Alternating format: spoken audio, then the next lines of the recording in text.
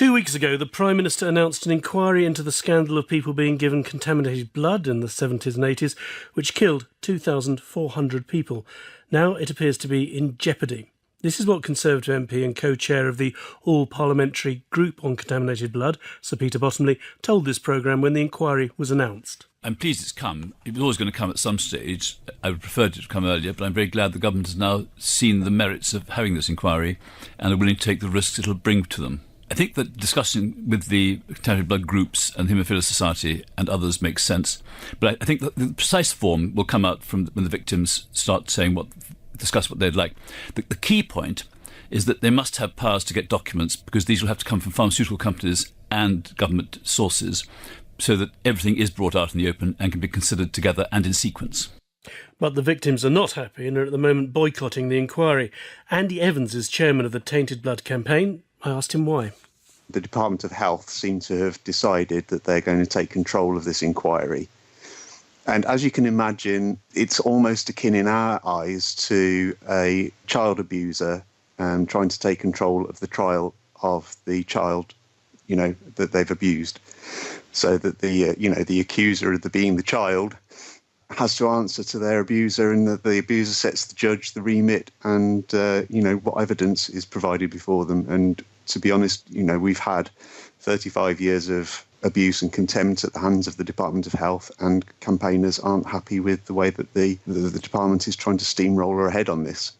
So you're not taking part in any of the meetings that would help set up in the inquiry? What we want to make clear is that we, of course, want to be involved in the setting up of the inquiry. What we would ask is that it's immediately moved away from the Department of Health to another governmental department, and then we will engage fully with it. So what would get you back on board? Who do you want to be in charge of this? We are honestly fairly flexible as far as the inquiry is concerned, as long as the department has nothing to do with it. I think probably the most suitable department that we can think of at the moment is the Ministry of Justice, but we'd be quite happy with the Home Office or another similar department. So you're happy for a government department to be in overall charge? It doesn't perhaps, to a lot of people, seem a lot to ask. Are you meeting much resistance? Just yesterday, in fact, we received a letter from the Department of Health, again ploughing forward with their plans to take control of this inquiry, giving people a deadline of the 18th of August to reply to them. Yesterday also there was a debate in Parliament where the Minister came under fire for their decision to pursue taking control of the inquiry, yet there was no shift in their stance on that at all. It's going to be a struggle going forward to get them to move it. What would the worth of it be without your group being on board and helping? Well, another whitewash, I think. I think in either case, this is yet another further attempt to keep this scandal covered up. It's about the confidence of the people that have been so mistreated by that department over the 30 years. I really think, as you say, it's really not too much to ask to have it moved just to that other department in these early stages.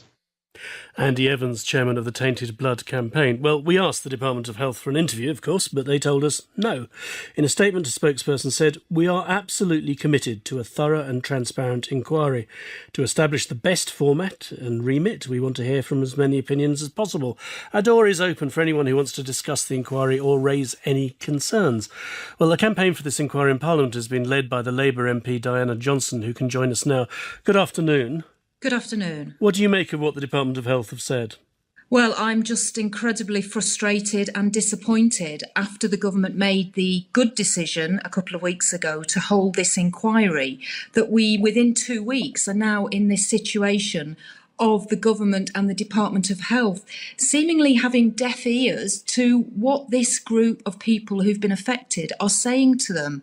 And I really don't understand why the ministers, the health minister and the prime minister, can't take a grip of this and say it's absolutely appropriate now to move this away from the Department of Health because of the history of what's happened, and to give it to either the Cabinet Office or to the Ministry of Justice or to any other department. But it is about health. It is their responsibility. Isn't that where the inquiry belongs? Well, you're right, except that the Department of Health are at the heart of the scandal that's been going on for the last 40 odd years in this country. And I think those affected have lost confidence in the Department of Health. And we're at the very early stages here of actually establishing what kind of inquiry we want to see. And that consultation, I think, does not have to be led by the Department of Health. It could very easily be led by any government department. And I think that the Department of Health and the civil servants who are obviously advising the ministers are getting focused too much on procedure rather than actually doing what's in the best interests of those affected, which is to make sure they feel confident when they put forward their suggestions for the type of inquiry they want to see and who they'd like to see chairing it, for example, that that's done with their confidence and that they believe they are being listened to. And I think for too many years, the Department of Health have not listened to those affected, have always said there's no need for an inquiry. And I think that's why this has to be moved. And what happens now? Well, I'm hopeful that we will be able to persuade ministers that it's the right thing to do. And certainly in Parliament yesterday, it was cross-party from MPs in all parties that the government need to listen to what the victims are saying to them and take appropriate action. Are you suspicious of the Department of Health's motives, or do you think it is just, as you say, bureaucratic niceties? Well, I think, having dealt with the Department of Health over the last 7 years that I've been campaigning on this issue, I certainly have my suspicions about the institution of the Department of Health protecting itself. I'm certainly concerned about that. But I do think there's a lot of bureaucratic nonsense that's being talked about here. And at the end of the day, the Prime Minister's done the right thing in setting a public inquiry up. She now needs to do the right thing and make sure that it's moved to one of the departments that's not in any way implicated or tainted by what's happened, and that consultation can go ahead, and then we can get this inquiry set up in a timely way. This is just going to delay things, and that's not what anybody wants, this intransigence from the government.